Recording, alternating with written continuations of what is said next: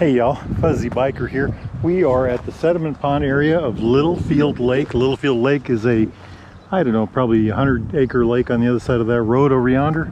There's a walking track around the sediment pond area. It's about a mile long. See the John Deere tractor over yonder working away. Looking through the branches and straight across the lake, there's a dead tree sticking out there. On top of that is a blue heron just sitting there. I've been watching him for the last 10 minutes. Running over this way, farm equipment and such. That may be the farmhouse that belongs to this equipment. Windmills way off in the distance that way.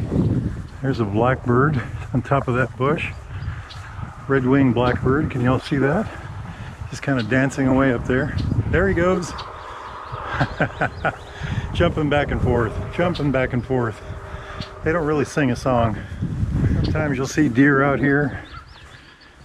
Other animals, raccoons, things like that. Come at dusk, you'll see all kinds of neat things. Littlefield Lake, just beyond that road, is in Audubon County. It was built, I think it was finished in 1975. I moved here in 1976 and have enjoyed it ever since.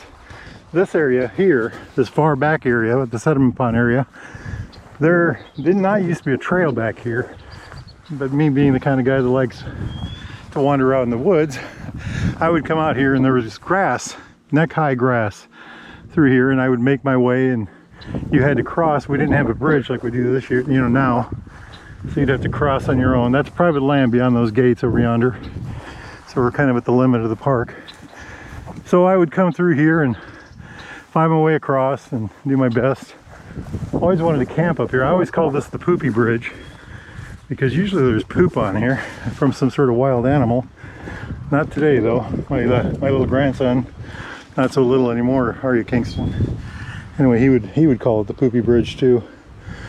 Water comes in from the drainage area over yonder, down through here, goes that way, and then sediment drops in here. Beyond the road is the actual lake.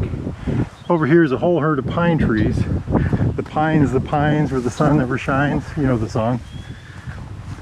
And a lot of times if you hike out here early in the morning or late in the evening, but particularly early in the morning, you'll see owls sitting on these fence posts or up in the trees. Why are they in the fence posts?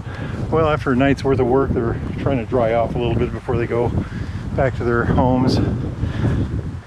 Something interesting this time, you can smell a very strong odor of chemicals. Of course, they were just spraying. Come to think about it, when I pulled up, we could see a John Deere tractor out in the field over that hill. Pine trees, they kind of take over the area that they live in. You'll find a whole layer of pine needles all the way across through there. You know, kind of a bed of pine needles. Let's keep on it rolling. You're around the corner here. Other things about this lake. Oh, here's a good example. All right, you come up this way, and you can see an example of the pines where they've taken over. The pine needle bed, the pine cones on the ground, you know, very little other vegetation. Check this out. We're in kind of the thick of it. This is the edge of it. Beyond that is the lake. Here the pine trees go that way quite a ways, or a little ways anyway. Opening up this way. This lake, this headwaters, or whatever you want to call it, is, at one time or another, there was a family of swans out here in the last 10 years. I'm looking for deer up through here. And I come out here, and you know, when I came out here one day and spotted them, and they had little tiny, whatever you call a baby swan. And they were here for quite a while. I watched them grow. I got a lot of pictures over the years, over that year. And I went on vacation to Colorado, and by the time I got back, they were gone. They had left without saying goodbye. If you come out here often, you'll see all kinds of things like ducks and geese. And again, that's probably the same heron I've been watching. Right about there, there's a heron just standing there, perfectly still. Maybe we can get him to move. Maybe he'll want to move. Our motorcycle is way over there. I can just barely see it in the weeds. That's the inlet, or the outlet for this area, for the sediment pond. And then over beyond that is Littlefield Lake. Beautiful area, absolutely beautiful area. We walked about a half a mile, maybe a little more. I'm peering into the wooded area here. There used to be an oil barrel, probably 50, 75 years old style, looked like a giant keg of beer. And forever it was there. Maybe it's buried in the grass yet. Maybe somebody came and pulled it out. I've been out here at dusk before, dawn, or dusk, but dawn, and I've seen deer come down through here. And if you look here, you can kind of see the trails. They'll jump the fence and meander on through here. I don't know if you can sense the pattern, but they'll head down to get a drink and do whatever the deer do down that way. Deer tend to be active in the morning. They eat a little bit, and they go hang out somewhere for a while and let their food digest. Then they might do something for a little while at noonish, and then do the same thing, hang out for a while and let their food digest. Peering into here to see if we can see anything. And then again come out at dusk. Oh, big bug. Just bit me on the back of the hand. Here's another waterway coming into the area right through here. You can see it going on that way. A little fork in the road here. I usually go this way. Oh, the trail's there. Kind of an interesting or funny story, at least to me. There's water through here. And I was following a deer intently. How's that? Now look at this. This is where deer come down, or animals come down. If you look down, you can kind of see deer prints, and they get their drinks right through here somewhere. Anyway, I was following a deer, minding my own business, minding his business, I should say. And I took a curve through here. It was very dry, and it looked like the bottom of the pond looked like it was dry. It wasn't. I walked into it and sank down my ankles in it. Temperature today, I would guess it's close to 80 degrees. Got a little bit of a breeze, you know. Enjoyable, low humidity for Iowa, at least at this time of year. Oh, there goes a squirrel, big old squirrel. He is running for his life. So wild squirrels versus, oh, look at this. Here's a deer right now. That is the wild caterpillar, we call that. They're doing a little bit of earthwork here. Just beyond those trees is where the park boundary is.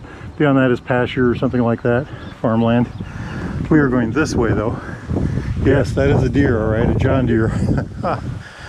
There is our heron. He spotted us just about when I spotted him.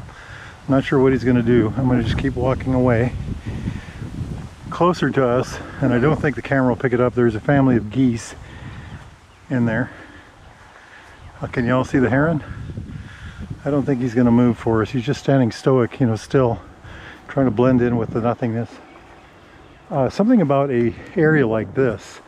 If you were to come here, let's say an hour or so before sunset, maybe 2 hours, stake yourself out a nice comfortable place in the shade, and maybe fall asleep, take a little nap. When you woke up, if it was still light out, you would probably see all kinds of animals. Raccoons, possums maybe, deer. This to us is a lake. To them, this is a grocery store, a watering hole, just all kinds of neat stuff. Never been in this section through here. I've seen deer come out of this section. Just beyond that is the road. Not sure if there's any trails in there or anything. I don't know if you can see it now, but right over there, shiny, glinting in the sun, is my motorcycle. Beautiful afternoon, beautiful afternoon. Okay, this right here, a mole, animal that lives underground and kind of, anyway, he's made his way across here and over this way. Moles live under the earth.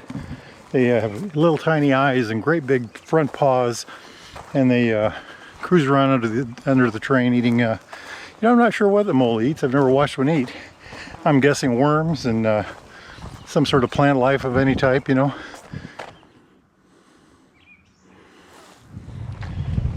There's a look at the sediment pond we just walked around. Motorcycles over yonder. Here's the road. There's the entrance to the park over there. The main entrance is on the other side. This is the far end of the lake. Sorry, the east end. I think it's the east end. On the west end, you can see a dam. And that's the intent of the lake, whole area of the lake. There's walking trails around this whole lake. And there's walking trails in the hills over here. Pretty nifty ones too.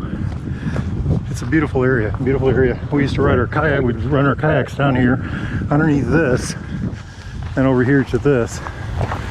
Look at these wild roses growing right here. Check that out. So the sediment settles in the pond, the water flows over the top, less settlement in it. You can see where looks like it's got a little bit of damage.